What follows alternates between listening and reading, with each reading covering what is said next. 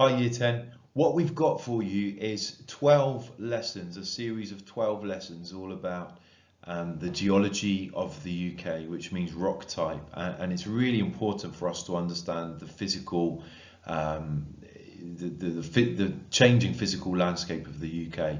So we've got 12 lessons that deal with geology, and then we also look at coasts and coastal processes.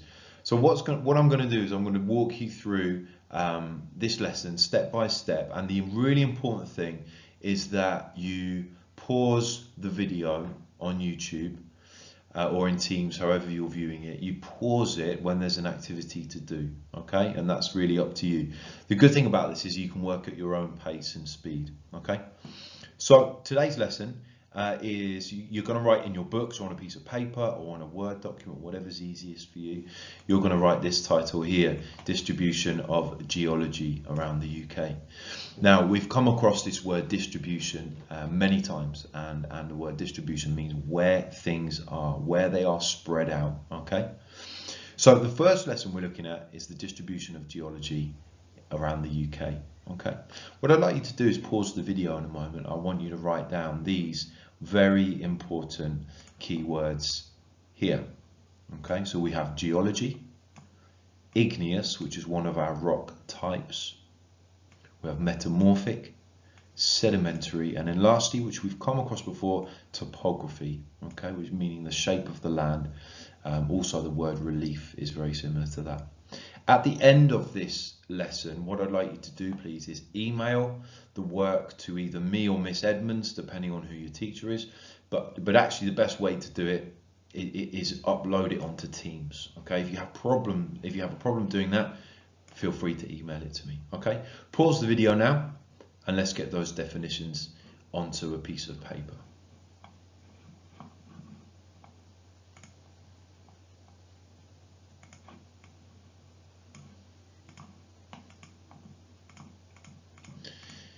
Okay, so what we're going to do now is we're going to talk you through the formation of the three main types of rock. Okay, I just want you to have a look carefully at that animation that's playing there and have a think about how igneous rock might be formed.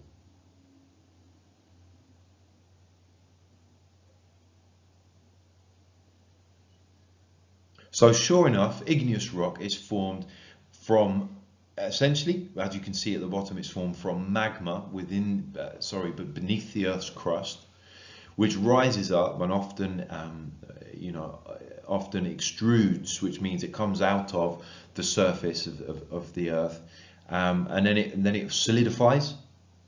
It cools, solidifies, and forms igneous rock. Okay. Interestingly, there's two types of igneous rock. Sometimes you have igneous rock which is found inside, it kind of cools inside the earth, and we call that intrusive igneous rock, the stuff that forms here. But then we also have extrusive igneous rock. Now the intrusive stuff, which is found inside the Earth's crust, tends to be heavier and denser. And the rock that is found on the Earth's surface, which is called extrusive, is very light. It can be very light. Stones such as pumice, which you know from using that as a back scrubber in your bath, that kind of rock is full of air bubbles because it cools very quickly. Okay. However, at a simple level, igneous rock is formed from solidified lava, which has come from within the Earth's crust. Okay, and it cools. The second type of rock we're going to look at is called metamorphic rock. Now, metamorphic rock is interesting because it's actually, there's two ingredients that we need to make metamorphic rock. It's often formed over a long period of time, and we need pressure and heat within the Earth's crust. And it's often used to be a different type of rock, and it's changed over time. So the important bit is that pressure and heat change the rock from one type to another. A third type of rock is called sedimentary rock, and it is formed from sediments. Now, sediments is eroded material that has been washed down rivers, as you can see at the top of the animation. It's washed down rivers into the sea, and then it accumulates on the seabed. However, sedimentary rock is also made from organic material such as plankton that has died and sunk to the bottom of the sea, and it's also made from seashells over millions of years as well. Now, so sedimentary rock at a simple level is when sediments are washed into the sea and organic matter in the sea is compacted over time. And here's the important bit. You can see on this diagram that you have different layers. Now, the further down you go with sedimentary rock, the tougher it gets, because the more it's been compacted and compressed on top of different layers. Okay, so what you find is that you know, just under the seabed you'll find something light and soft like chalk, but the further down you go, the harder it gets, and you end up with rocks such as limestone. Okay, so I'll just go over it one more time. That at a really simple level, sedimentary rock is when sediments wash down the rivers into the sea, mix with organic material, they accumulate on the seabed and get compacted over time. What I'd like us to do now is to pause the video, and we're just going to focus on igneous and sedimentary rock for this. What I'd like you to do is to pause the video and do a point develop on these two questions. Keep it simple, at a really simple level. If you need to go back to look at the animation of the rock types, please do so. Pause the video now and see if you can answer those questions.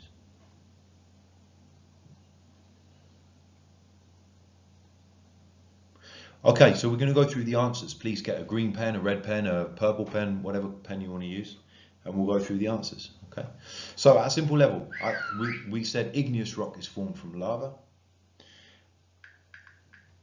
and it has cooled on the Earth's surface, and there's an example of basalt, which actually, I know I didn't mention it in the animation there, but we came across basalt in paper 1, and you might think, in what context did we encounter basalt? So we came across this rock when we learned about oceanic crust, when we studied plate tectonics. Okay, and of course basalt is an igneous rock that we find on the ocean floor. Okay. Next is sedimentary rock. And here we go, here's our answer for that. So it's formed from dead sea creatures. I know I said the word organic matter, and here's the important bit, river sediments. I think that's really crucial. Okay, it's been washed down into the sea from rivers. Okay. And then the development of that point is that it gets compacted. We're going to use that word, that's important. It gets compacted at the bottom of the sea. And I remember mentioning clay and chalk being very soft and limestone being very hard. Okay. So give yourself a mark out of 4 for that, and make sure you green pen that. Okay, and take as much time as you need.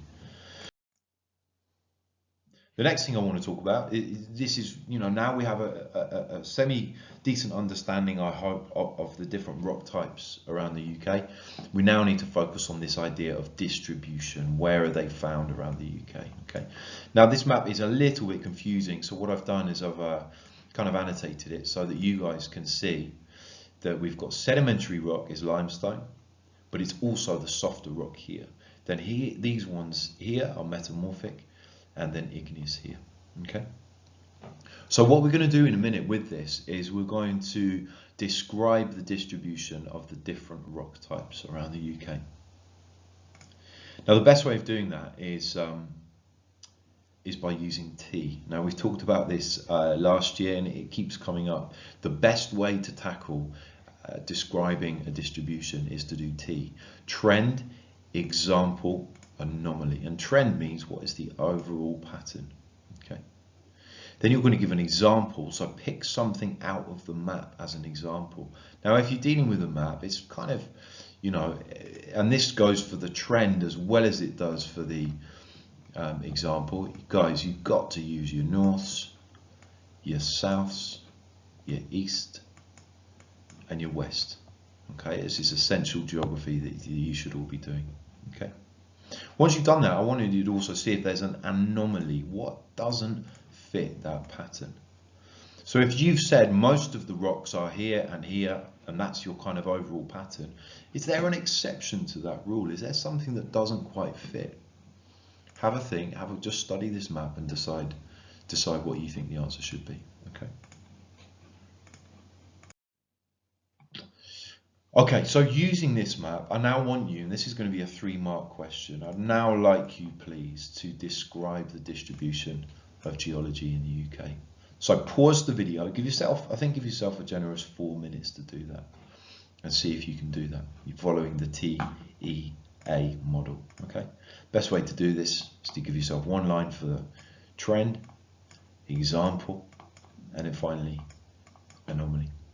Pause the video now, see how you get on.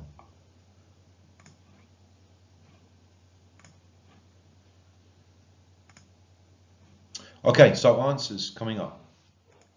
The overall trend that we encountered was that sedimentary is mainly in the south and the east. Metamorphic and igneous are in the north and in Scotland. Now our map also had examples. So it had an example with slate, the kind of thing you find on the roofs of houses. Okay, this is in Scotland. While chalk, which we know from the old whiteboards, sorry, the old blackboards, chalk is found in the southeast. Okay, and then lastly we have an anomaly. There was an anomaly where you could find some igneous in the southwest in Cornwall. If you looked carefully at the map, if you want to go back, you can do. You can see that there was this kind of lump of igneous rock in the southwest. That doesn't fit this pattern. Okay, you might have chosen a different place, that's fine, but this did not fit this. Okay, so you've identified an anomaly, and that's really good geography.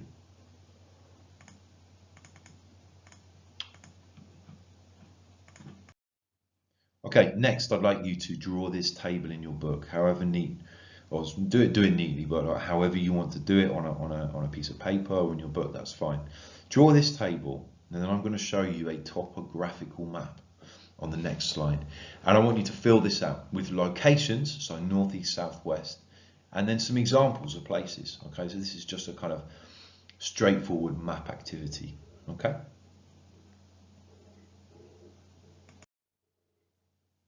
Just a reminder on this, that topography means the shape of the land, whether it's high, low, steep or flat. So here's your topographical map on the left, and what I'd like you to do, I'm not going to tell you what the colours represent. I hope it's self-explanatory. What I'd like you to do is identify the locations of upland and lowland areas, and then I'd like you to give an example. Okay? As a challenge as well, I want you to ask yourself, what is the link between upland and lowland areas around the UK and the geology that is found in those places? Okay, let's take a look. So the challenge first off, sorry, I think it's obscured there on the video. Upland areas tend to be igneous and lowland areas tend to be sedimentary rocks. So let's check our examples, and let's ensure that our table is filled out like this.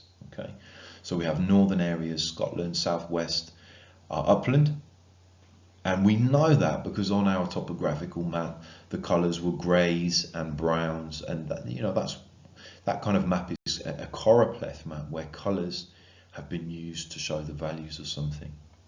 Then we had the lowland areas, they were green on the map. So if you go back, you'll be able to see that. Okay. Lastly, I would like you please to pause the video, and I would like you to do this quiz.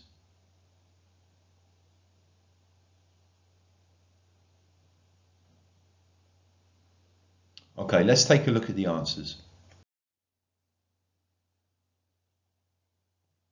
The first one is sedimentary is mainly found in southern England. Igneous is found near volcanoes, and you could say metamorphic too. The least resistant to erosion, that means it's the softest, is the sedimentary rock. Number 4 was, which type of rock forms high upland landscapes, and it's the igneous and metamorphic.